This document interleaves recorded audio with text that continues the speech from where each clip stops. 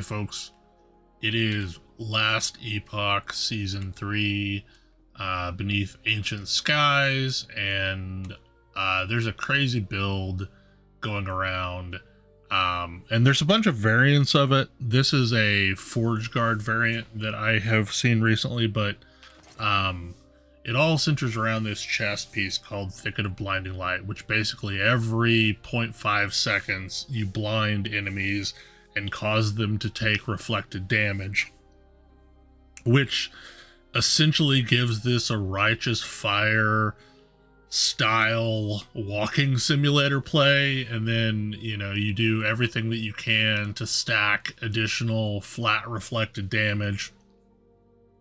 And there's a couple of scaling vectors, but I'll talk about that in the map. So let's do a map, and I'm just going to rush through and do just the objectives. But you'll see really quickly like why this is nonsense.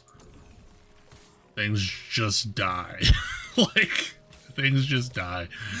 And you walk along and you're causing these pulses, and the pulse is pretty much screen wide.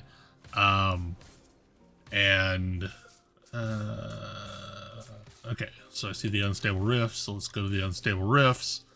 Yeah, so basically you can scale this a bunch of different ways. You can scale it by stacking armor, and then it scales off of your armor mitigation chance.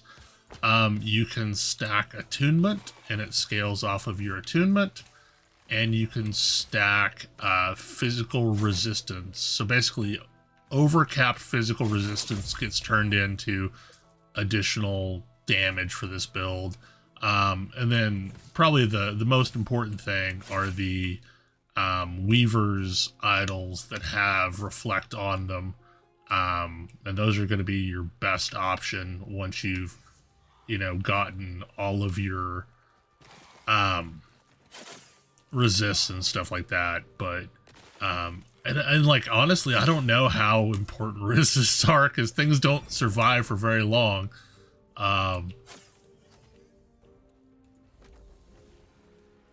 like, the funny thing is on arena maps you can kind of just sit in the middle and AFK until they die. Like, this is the silliest build ever. There's some things that you can do to improve it. So keeping up your shields, your wall of shields, also gives you additional armor.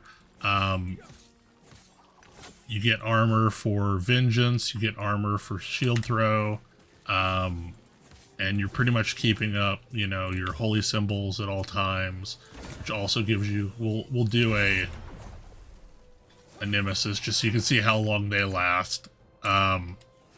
But yeah, like, it's just the silliest thing in the world. I love it so much. I don't know how far this is going to get pushed. The version that I saw that I've based mine off of was doing around 200 corruption without any issue. We'll see how that goes. There's still a bunch of stuff that I need. I'll go up here, and I don't see anything else good. Okay, we'll head back and I'll talk about some of the interactions.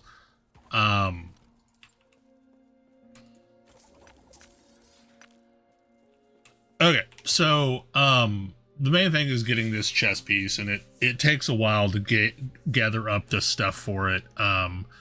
It is one of the more expensive items that you buy off of the vendor this league.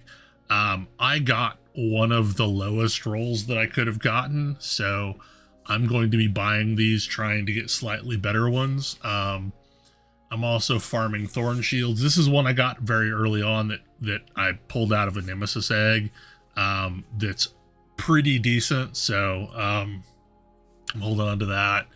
I'm running Thorn Slinger, just for it's got, you know, damage reflected, but it also has chance to inflict bleed. I'm running Decayed Skull because it, you know, gives me a multiplicative armor bonus, and additional armor mitigation applies damage over time, which isn't bad. I don't know if this is my final helm that I'm going to run with. I threw on these gloves just because they had a lot of armor on them. I'm probably gonna swap this out for a good pair of Exalted gloves at some point. This is just something I had rotting in my bank. I don't know what I want for rings. I'm running Last Laugh, only because I realize Last Laugh and Boulder Fist are counteracting each other, so basically, like, I can't leech. But the thing with this is the instantly kill enemies that are below 19%. So it gives me a culling strike for bosses. And then as far as passives go, I went deep enough into Paladin to unlock Healing Hands and Symbols of Hope. Forge Guard specifically gives you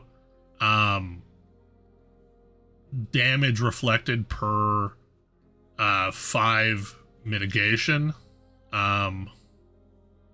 or 5 damage reflected per 1% armor mitigation. So that's giving me another vector for scaling. And then I'm looking for anything that gives me additional armor. There's a couple of things in here that give me additional armor, and then chance to block and things like that. At some point I'm coming over here to pick up the additional physical resistance from this one. This is probably what I'm going to start pouring points into next, because again, that just is another scaling vector for uncapped fizz resistance. So right now I've got 187% fizz resistance, and that's all getting turned into additional reflect. So anyway, this is a wild build. I'm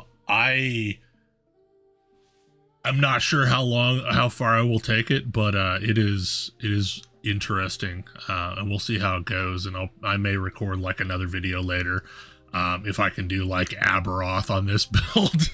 We'll see. I'm still also playing my minions build. Specifically was running with my friend Ace last night, and we'll probably run with them some more this weekend. But anyway, that is this weird build that I thought I would share with y'all. I will see you next time I record one of these dumb little videos. Bye.